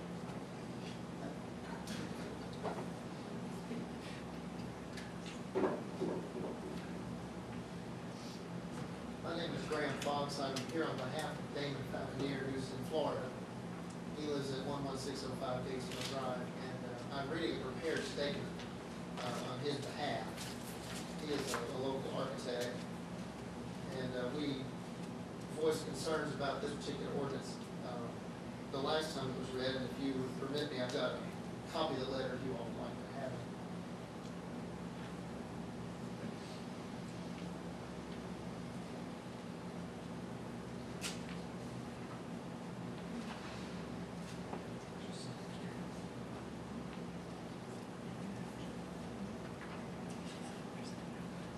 Before I begin, I just want to emphasize that I will be referencing some properties here in the town. I am not representing the owners of those properties. I'm merely using them for reference. Just want to make that clear. And I'll just, since this is a prepared statement, I'll just read it. We believe this ordinance is unnecessary at best and at worst serious government overreach. As the commentary in the ordinance states on page 1, to date we have very few metal buildings. Farragut has been incorporated since 1980, and in those 32 years, the observation that very few metal buildings exist in the town is true. It does not seem that Farragut has a metal building problem, even with no ordinance addressing it. It would appear the local market has decided that metal buildings are not a large part of the local architectural vernacular. Indeed, with no industrial zoning of any kind, the major application of metal buildings as factories and warehouses is largely avoided. The Costco building is specifically mentioned in the commentary. I'll note that Farragut is blessed to have a business like Costco. With an ordinance like this in place, the question has to be asked, if this ordinance were in place when Costco was looking for locations, would they have decided to locate somewhere else, like across Kingston Pike in unincorporated Knox County, to keep from having to redesign their stock building? Another potential successful business is the ICE area, which has a lot of metal panels on it. Aside from the obvious personal freedom issues associated with dictating to tax-paying and employment-generating developers, architects, and property owners what kinds of buildings they may place on property they have paid for and maintained, this ordinance is at the very least too broadly written. Please be aware that there's a huge variety of metal cladding options for buildings, many of which are not readily apparent as metal. Not all metal cladding products look like what is generally known in the industry as vertical rib, exposed fastener metal wall panels, or corrugated metal wall panels, such as are found on most industrial-type buildings. Some examples of this type of panel currently within the limits of the town are the Cool Sports Ice Area facility on Kingston Pike, and on page 2 you see a photograph of that building. As the ordinance currently reads, its adoption would limit to 15% the amount of metal, composites, and aluminum which could be applied to any facade. To simply place such a strict limit on metal claddings would preclude the construction in Farragut, at least, of very attractive landmark buildings such as the new AAA building on Fifth Avenue, Mercedes-Benz of Knoxville on Parkside Drive, the Scripps Networks building off 540, Ted Russell Ford Nissan, Pratt Pavilion on UT campus, or the new addition to Parkwest Hospital. There's pictures of those on page 2 as well. All of these buildings are clad with attractive, advanced technology, energy-saving, and sustainable insulated metal panels. These panels come in a variety of colors and finishes, provide a low-maintenance exterior, and contribute to a building's sustainability by adding insulation, reducing solar heat gain, and creating a tighter building envelope against the flow of air and water. The town would be better served to rewrite this ordinance to be more specific in the type of metal to regulate, rather than a blanket 15%. The ordinance could specify limits on types of metal cladding, such as corrugated, rather than a defined per square foot limit on metal composite, or aluminum. The ordinance also omits windows and doors, but does not address gutters, downspouts, fascias, soffits, or other common locations of metal buildings. It's also not a very clear definition of roof, which could be exploited by clever designers, and which could lead to a drawn-out battle with either code administration and planning staff. And an example is the photo on page 3, which I saw briefly flashed up on the screen. This building is at 11157 Kingston Pike, behind the old Blockbuster location and across from Wendy's. And you'll note that the sides slope down from the gutter line to the ground. Without better definitions in the ordinance, it could be argued that this building is one huge gambrel-style roof, and that the metal panels are in fact part of the roof. Under the current ordinance, this landmark building is arguably legal. In addition, the 15% clause does not take into account that frequently not all sides of buildings are visible from the street. There should be no need to force owners to spend additional money on the invisible rear of a building just to avoid having walls covered in metal. A metal wall, nicely detailed, is no less attractive than a painted concrete block wall, which forms the rear face of most of the retail buildings on Parkside Drive. The most troubling part of this ordinance is, however, the clauses which regulate existing buildings. Many metal buildings are pre-engineered. Pre-engineered building means that to provide the most cost-effective structure, the lightest possible frame and cladding system are used to meet the structural loading demand of building code. Depending on how the building was designed, it may not be structurally capable of accepting a different facade. The structural design of these buildings takes into account the diaphragm action of the exterior metal skin. Removing it is not necessarily just an act of reskinning, but could also involve considerable expense in design fees and reconstruction because the building envelope has to be replaced structurally. Even wrapping a metal building in a quote-unquote self-supporting masonry wall may not be economically or technically feasible without considerable expense. Many metal buildings are designed with a deflection criteria, this is a vertical deflection criteria, of L over 180. That means the height divided by 180 is how much it's designed to move. This means that a certain amount of movement is built into the frame. Such movement could crack and damage brittle exteriors such as masonry without extensive and expensive modifications to the structural frame. We've seen this happen in the field.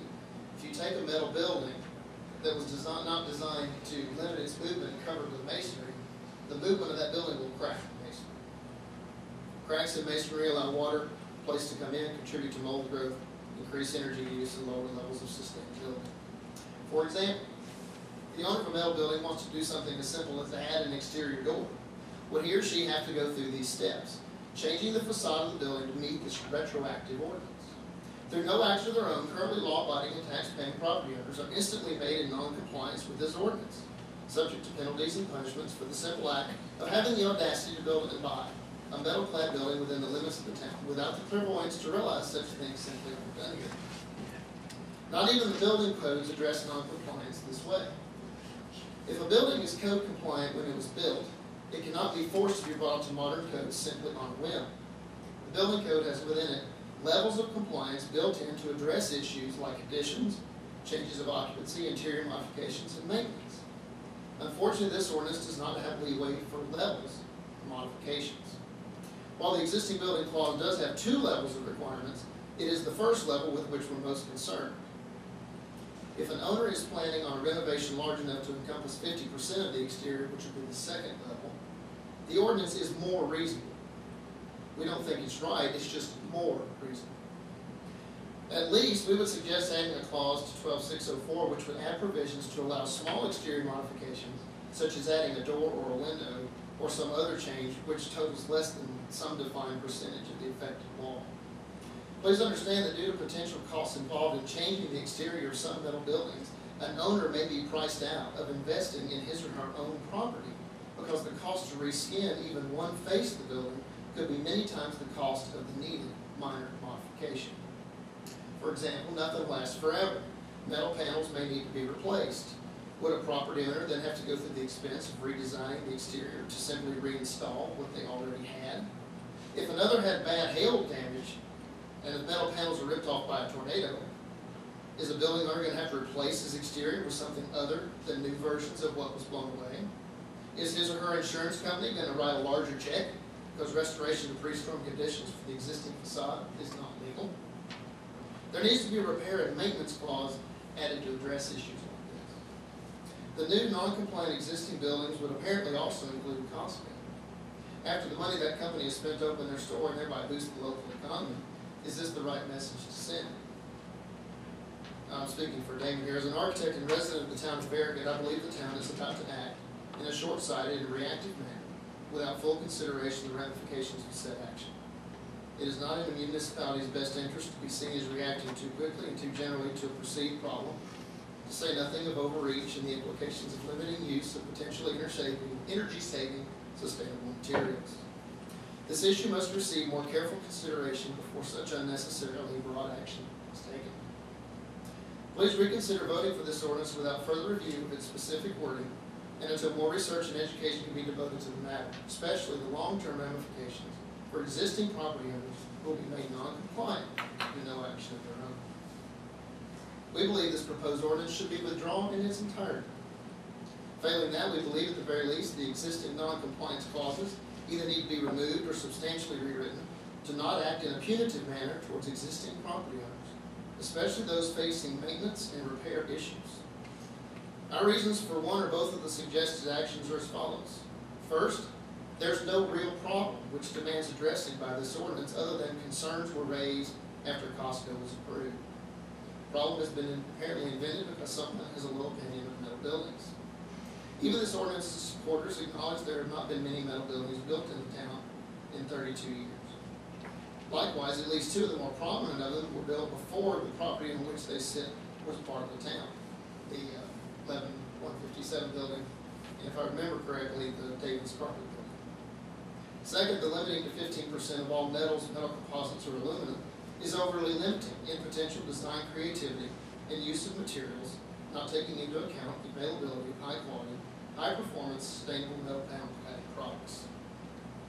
Sorry, Third, it could potentially act as a deterrent to sustainable design, as well as have other unintended consequences. Fourth, there are no provisions in the ordinance to deal with maintenance and repair of existing materials or materials and systems damaged by storms. Fifth, this is not the type of thing any government should be regulating. In conclusion, it's not possible to craft legislation to guarantee good design. Likewise, just because a building is clad in brick does not make it beautiful or sustainable.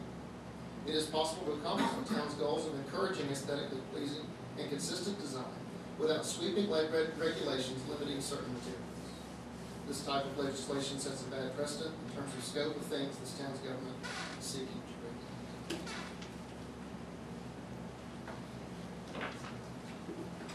That's the end of my remarks. Thank you.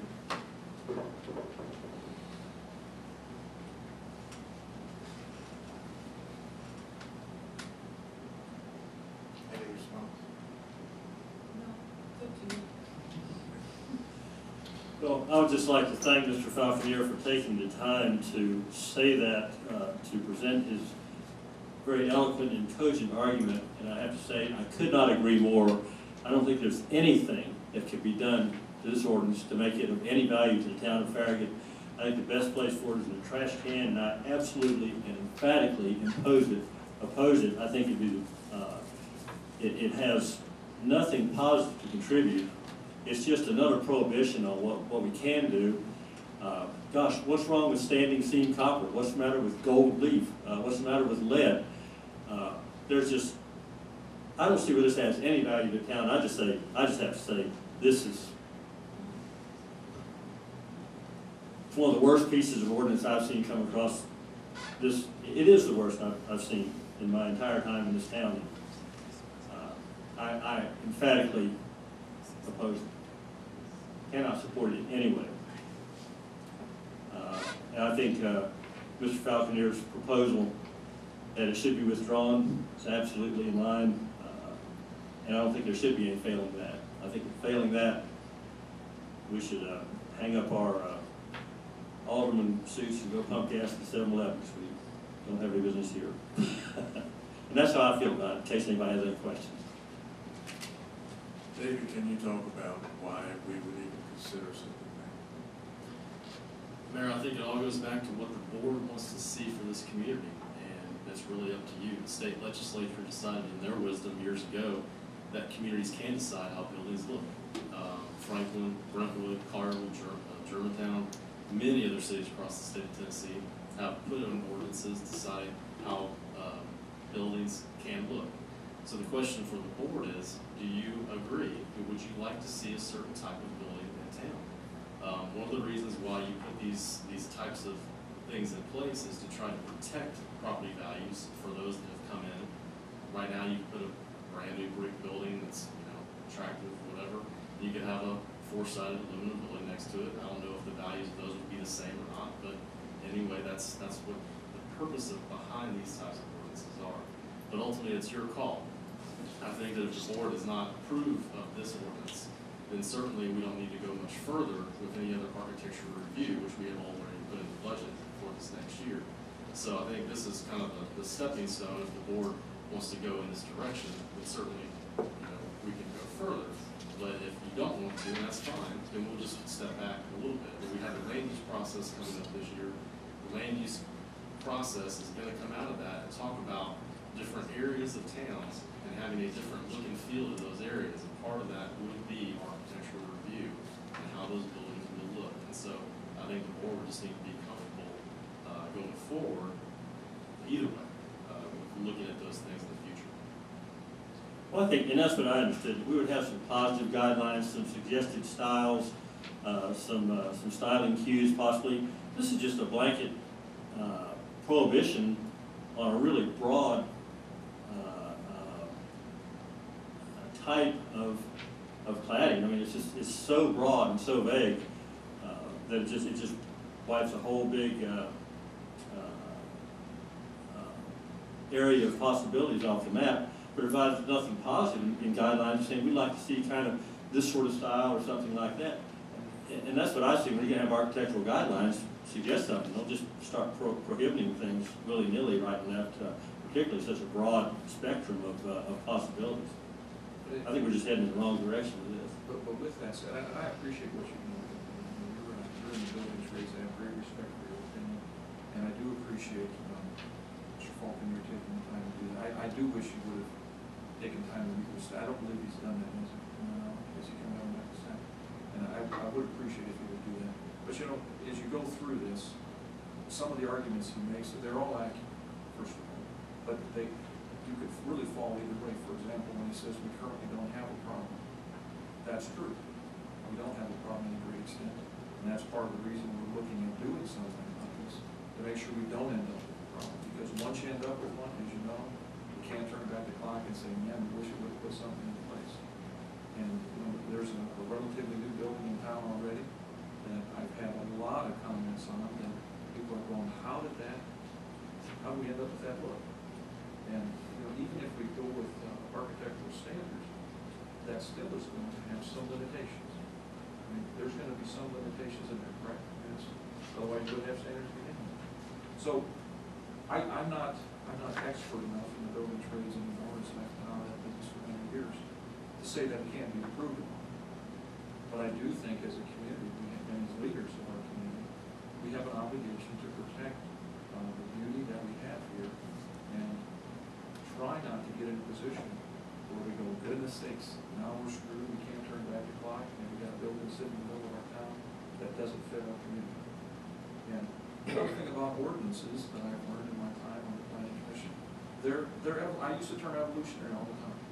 You know, there are going to be materials in 5 years that don't even exist today. And you are correct, and so was the gentleman that spoke, that we would limit these. we would limit these unknown materials with this.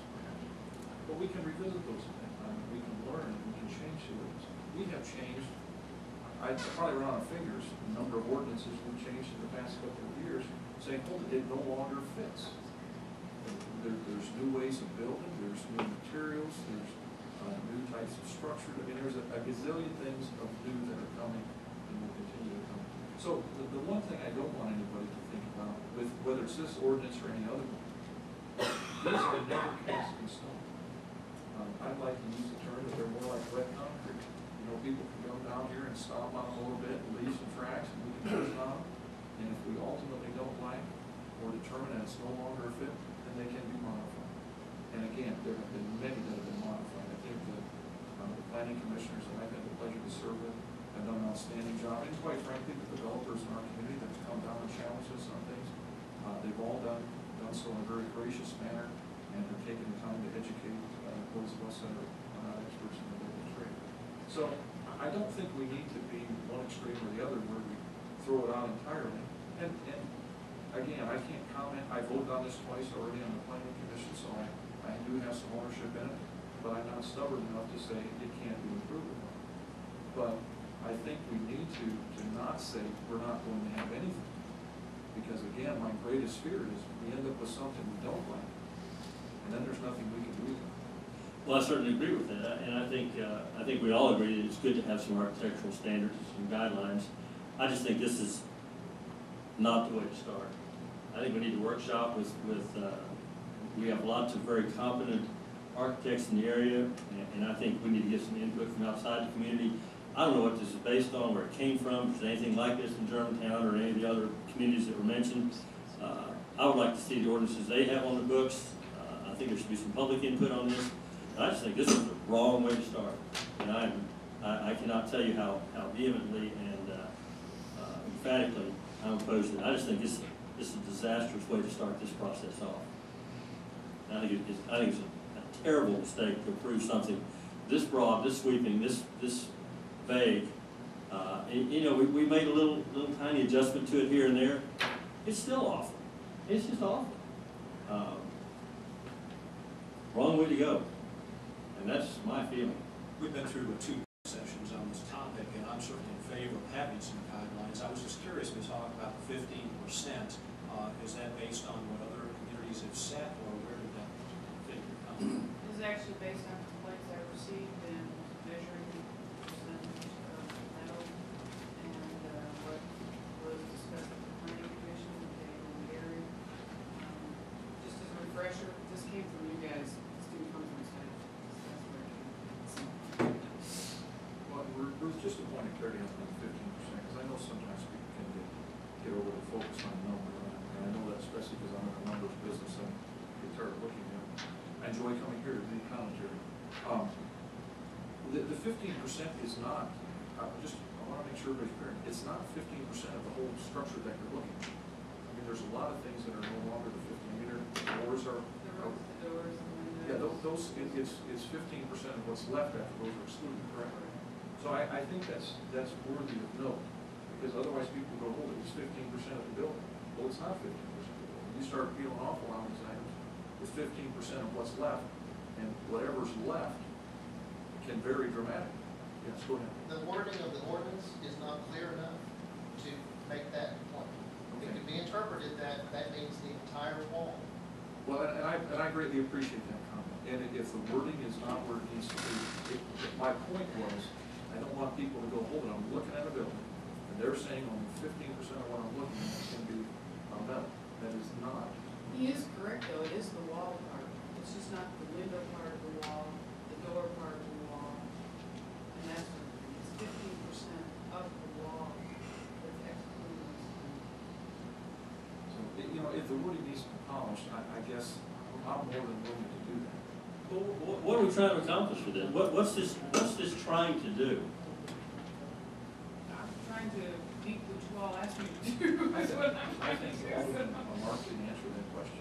What we're trying to do is, as I've stated a couple of times before, we're trying to avoid ending up with a building in our community that we're all going, goodness, we don't want that building. I just don't see how this is going to do that. Well, maybe it doesn't, but I'm answering. I don't even see it as a good starting point. What I'm saying is, okay, we all agree we don't want ugly buildings in town. It's saying, okay, you can build the ugliest building in the world, but as long as it has no more than 15% of metal on the front of it, that's okay. I mean, come on, that's just, Well, I don't think. I think we're just wasting time with this. I don't think that's the intent. I know that's not the intent, but that's what it is. In no way does it say what that building can look like. It just says it can't have more than 15% of metal on the front facade of it. Well, again, as I say, I'm not so stubborn to say that this can't be polished. I mean, we've raised these points, and so did Mr. Faulkner and his representative. But I'm just answering your questions, what the intent is. And I'm going to take one to defend staff in this regard. They're doing what we asked them to do. And so if we've asked them incorrectly, then we can re-ask our question and give them a different mission to say, let's polish this up. Well, let me tell you a little anecdote. Costco is coming, obviously. They're going to have a metal building, obviously. If you look around and do some research, looking for pictures of Costco's and other places, you'll see a lot of brick, a lot of very nice buildings. And so we asked them, would you consider doing something, at least in the front, it's not metal. They said, well, you said you had no standards, so we budgeted for that, and they're right. So we get a metal building. So I do think we need to have some standards. Well, I think you could say if you don't want, the predominant element of the building to be metal, you could say, a positive thing would say it must have at least X percent of brick, stucco, stone, masonry, some type of another. But to just say, you can't have this, I don't see how that's getting where we want to go. I think if we want to encourage good-looking buildings, and I've served on a number of architectural control committees, I've been involved in neighborhoods where we develop standards and try to get it, and it's real tricky. It's real tricky, and I see something like this, and I say, this is just not getting us where we want to go. Well, it's going to take more than something like this. And I think, based on what I've heard tonight, that we need to start over on this. And we need to start by workshopping, seeing what possibilities. I've seen what you've heard, yeah. I'd like to see what other people are doing. How do we get there? On the planning commission. And I think we've done some of it in the Board of Mayor Hall workshops. Well, the workshops I've been in showed about lighting and streetscapes and designing the streets with setbacks and whatnot to make them livable, and they were very informative. But that doesn't translate into this, as I see it. I think we got a lot of work to do, and I think if we enact this, we just shot ourselves. Well, let me challenge you with this. Okay. Go back and read it again and tell me what is possible.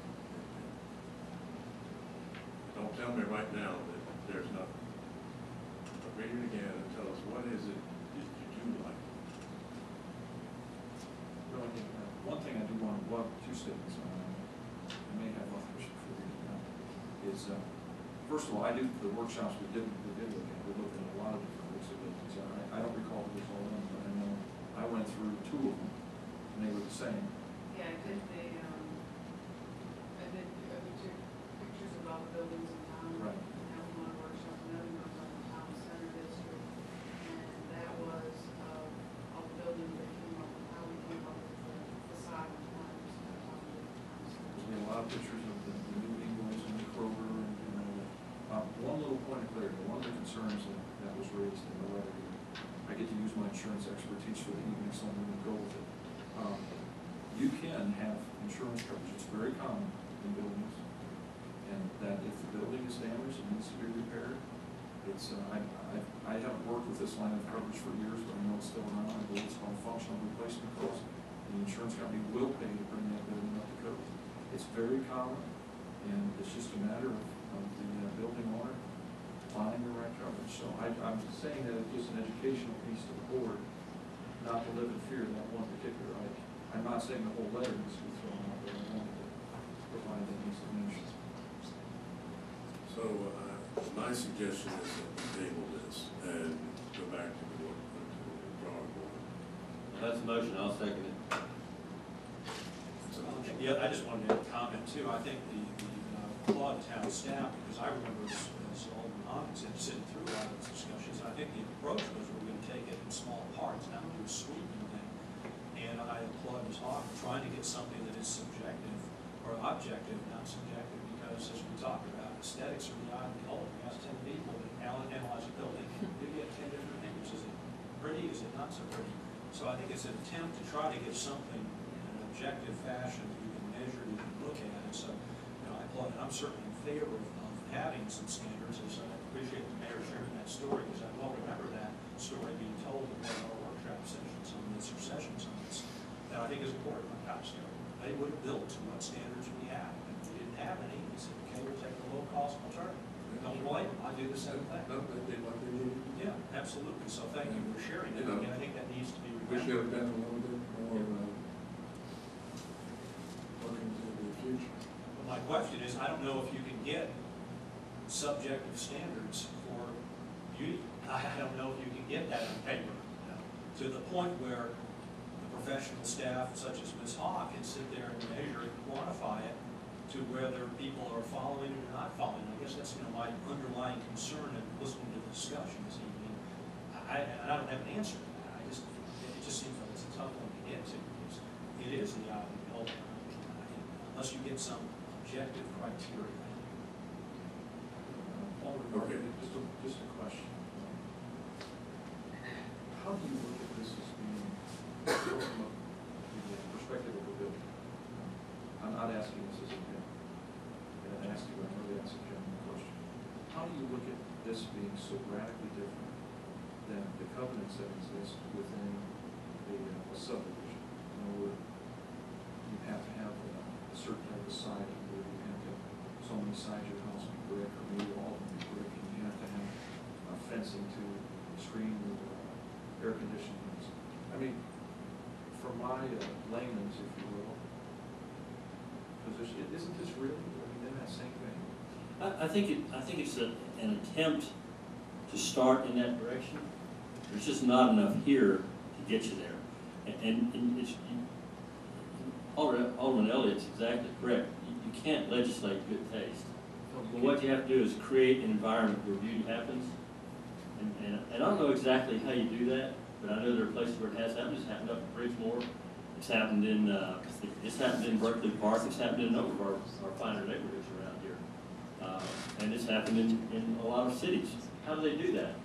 I'm not real sure, but I am sure that this is not a good step in that direction, because you're just taking a blanket statement and you're wiping out the possibility, a whole range of possibilities, and not really providing anything to say, we would like to see this, it would be good if we had that, we'd like to see this styling cue, our town sees itself as being this type of town or having this type of architecture, maybe a little design book with some details or something.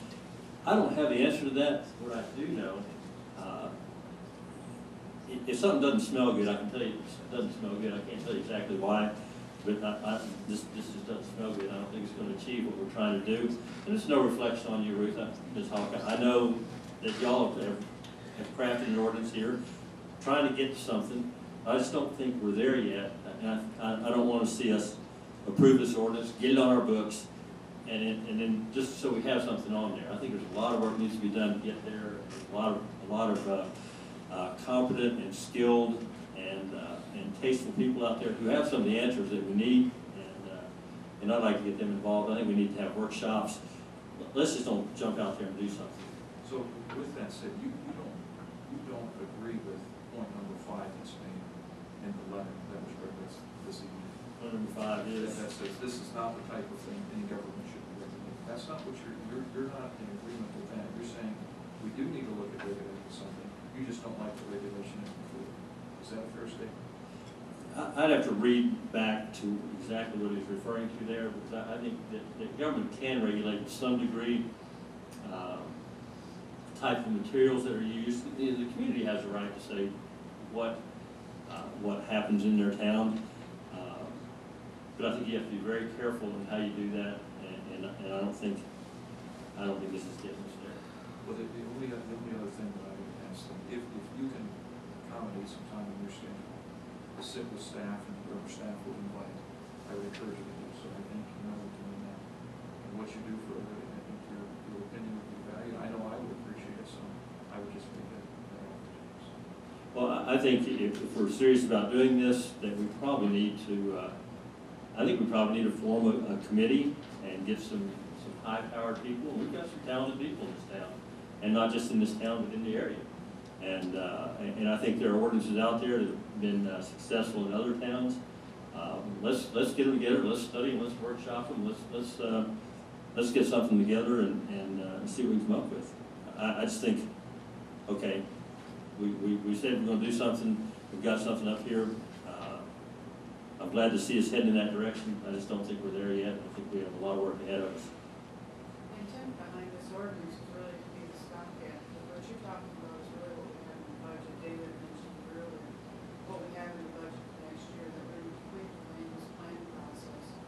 And part of the public meetings, there has been, if you go out over time, there's been visual preference, tally the total, whatever they did.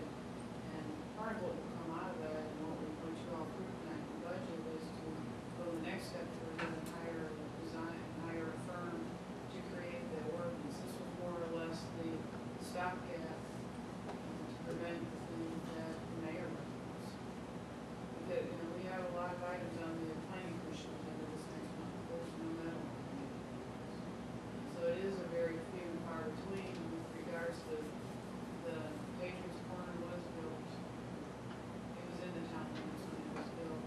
The other building was actually refaced when it was in the town, it was refaced. But we just don't have very many examples in town. We've been very unfortunate. So, with what you're asking, that's definitely our goal. You hit the nail on the head. This was just kind of the baby step that we all are talking about it. I'll go one step further and just say if the board does not feel comfortable with this ordinance, then my recommendation would be is that we don't look at this again until we get done with the land use plan and we get to hire a consultant that does this and can help come up with some design guidelines. Of course, those design guidelines they have objective features. They're very subjective, and that's what you have a committee in place for to look at those different items. So I just think the board needs to be aware that if we go down that path, there is going to be all sorts of different things we look at in the design process that's probably much greater than what we're talking about today. So with that, we'll do whatever the board wants to do before, obviously. Part of the goal with this was that, what David is talking about, with what's on the what's on the budget for next year is, once these architectural review standards are established, we have to create, it would likely be the Visual Resources Review Board, and so their areas of expertise there would have to be areas of expertise of the members, and they would serve as that committee, and the planning commission serves as the appellate body to that. So there's a whole level of government. Bureaucracy. Yeah, but I didn't want to say that. I know. That comes with that we weren't really ready to take that step until we went through all those other things. And that's why I kept emphasizing this is an objective ordinance, not a subjective ordinance. But by being objective, then we don't have to go that step with that. But once we go that step, then we are going to have to implement those other measures. Okay, I'm going to state the motion again, that we table this and we go back and start over. And we'll discuss what form that will take. Second. All in favor, say aye. Aye. Any opposed? So the next item, also for first reading, is ordinance 12-0, an ordinance to amend the text of the zoning ordinance of the town of Farragut, Tennessee, ordinance 86-16 as amended by amending chapter 4 general provisions and exceptions, section 13 outdoor sales permit to modify potential users and the parameters of such permits as authorized pursuant to section 13-4201 Tennessee Code annotated. That was a mouthful.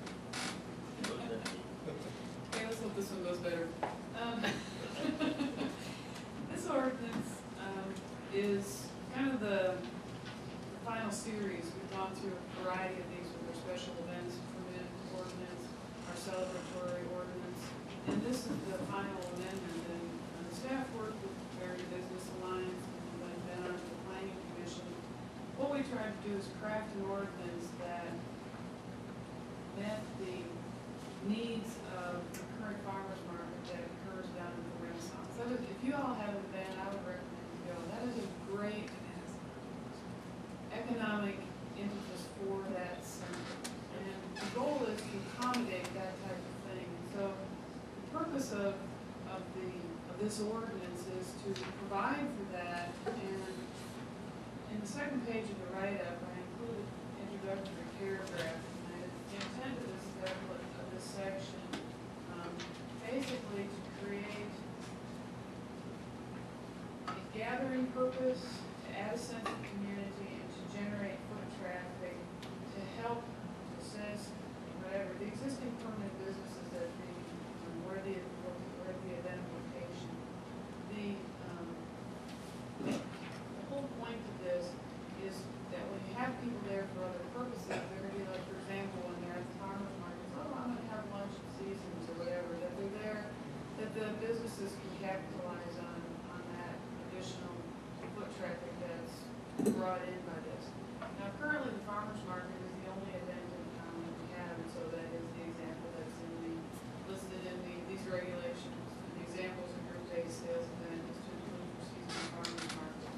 But we could envision that people would be creative and take advantage of this at other centers, or even that Renaissance would have other events that would fall into this category.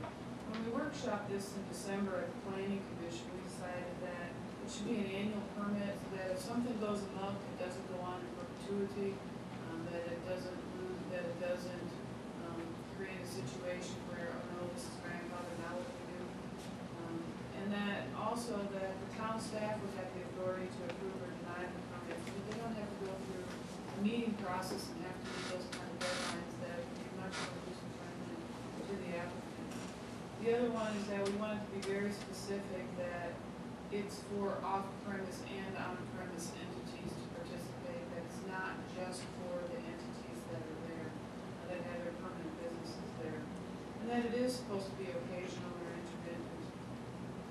And again, as I said previously, is that its real purpose is to create a sense of community, to create a gathering purpose, to generate that foot traffic, to generate that customer for other reasons, and you get some benefits on the side.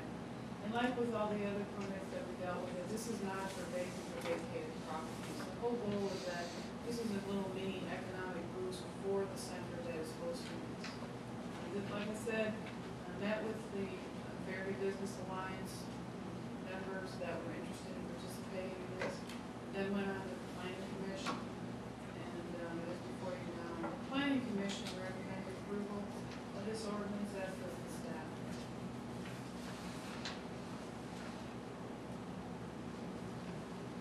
Discussion.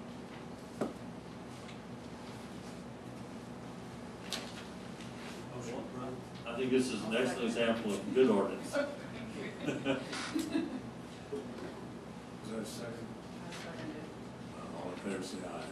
Aye. Any opposed? Next, business items, approval of utility easement at Public Works Facility on French Road. I have an easy item here. AT&T has requested an easement on a small portion of property, you can see on this overhead, that extends from the interstate over to the cell tower on our property on French Road. What they're doing, they have underground lines to Campbell Station Road north of the interstate that they would like to connect up to that cell tower. They're going to be coming down French Road on the north side of the interstate, turn down Hatmaker, go under the interstate, come back that, they do need the utility easement. Staff has looked at this alignment, staff recommends approval of this easement. This was placed in front of planning commission last week, and I think the planning commission will be with it. Staff recommends approval of this easement.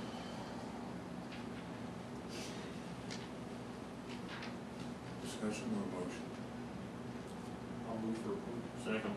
All in favor, say aye. Aye. Any opposed? Town administrators. Mayor, I just wanted to let the community know we have two huge events that are upcoming this next week, two of the biggest ones we have in town. One is the July 3rd Red, White, and Blues event put on by the FDA and co-sponsored by the town. It's going to be over at the Farragut Press field there next to Eagles and the Farragut Press. It's going to be from 6:30 to 10 o'clock that night. Got bands, got food, things for the kids to play on. I know the FDA is here to talk about more. It's going to be a great event, and I'm certainly looking forward to that. And the next morning, we have our July 4th parade that we have 95 total applicants that are going to be in it, and floats that are going to be in it. So we are certainly looking forward to that. That starts at 10 a.m. At the Farragut High School. Heads down toward about a mile to the Eagles. So again, come on out. Everybody can come out and enjoy the one of the two events that are up. That's all I have tonight. Okay, thanks. Attorney's report? No report tonight. In that case, we are adjourned. Thank you for coming. We do have a report board meeting. Ready to go to rock and roll? We're ready. All right. We'll call the June 28, 2012 Farragut Beer Board meeting to order. And we just have one item this evening. It's consider approval of a special occasion beer permit for the Red, White, and Blues event.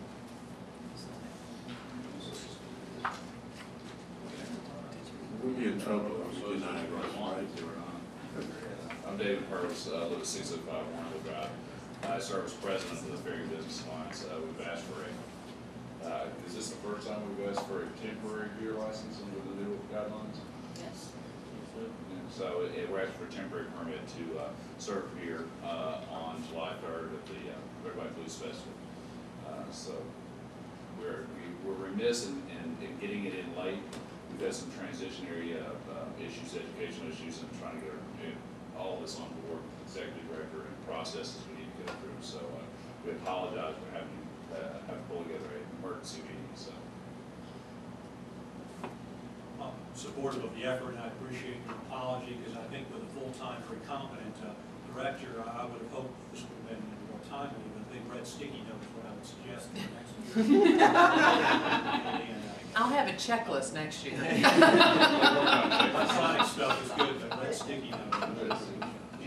I'm not big on stickiness, more like lists, list. But anyway, no, we do apologize. We've it's the first time Allison's worked on an event of this nature, this sort of this scope.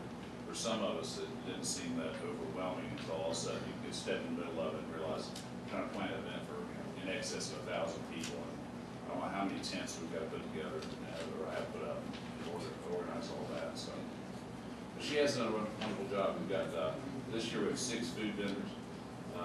So we hopefully we're going to have an expanded food service, and hopefully with the event being in the middle of the week, we'll have a higher attendance level as well. And So you predicting a record crowd? we hope so. We hope so. We're never sure what a record is because we have a hard time keeping count of everybody. So we've been trying to figure out a way to count people. And you can't go through there to 1, 2, 3, 4. It doesn't work that way. So we try to track Those figures as they come in. Yeah, and they sort of come out of the woodwork everywhere. But we've also got a lot more support from the business community. We've got a number of sponsors come in as community sponsors that are participating, as well as TDS is a presenting sponsor.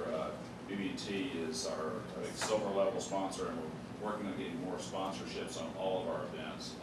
But we're real pleased with the number of smaller businesses that came in and did a $250 donation to be a community sponsor of the event. So. Are your servers going to be trained? We're not going to be serving beer to minors and things like that, are we? Well, yeah, they are trained. I'm watching over on a licensed liquor reseller. I don't know what the appropriate term right there is, but also we've got people that are trained, been to server training, as my wife has been, so we're providing that training to them as well.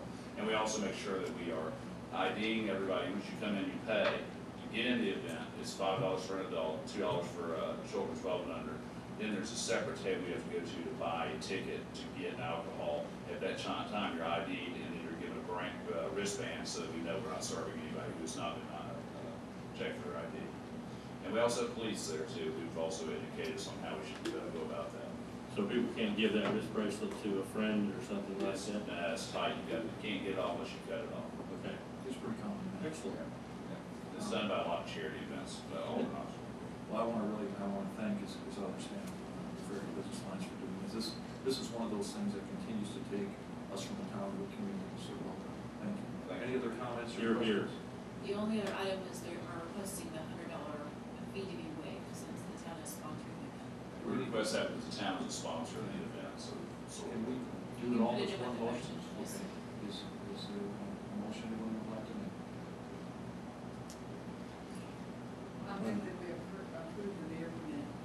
And waive the $100 fee. Waive the $100 fee for. I'll second. All in favor? Aye. Any opposed? Motion passed. The only thing I was gonna ask is, we have a letter in here from Doug Corn, and has that been taken care of? His request. Which His request? request of Insurance that. Oh, yeah, that's allowed been bound, yeah, Yes. we just got it bound, yesterday, I believe. So, but the town names additional insured as well as Doug Corn. That was good. Now we are finally adjourned twice.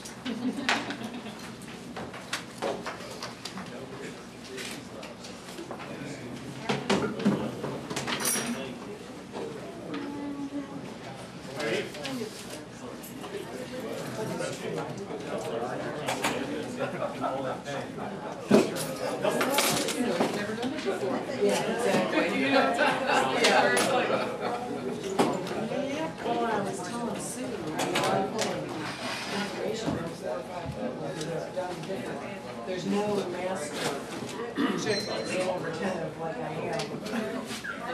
I'm the master checklister. Yeah, but there will be next year. I don't have a timeline. We live and die by a timeline, exactly. Get up and go. Gary Palmer sucks. He'll get that. There you go. Yeah, I appreciate that. Thanks. That was your strategy, wasn't it? That was all. That made me wake up.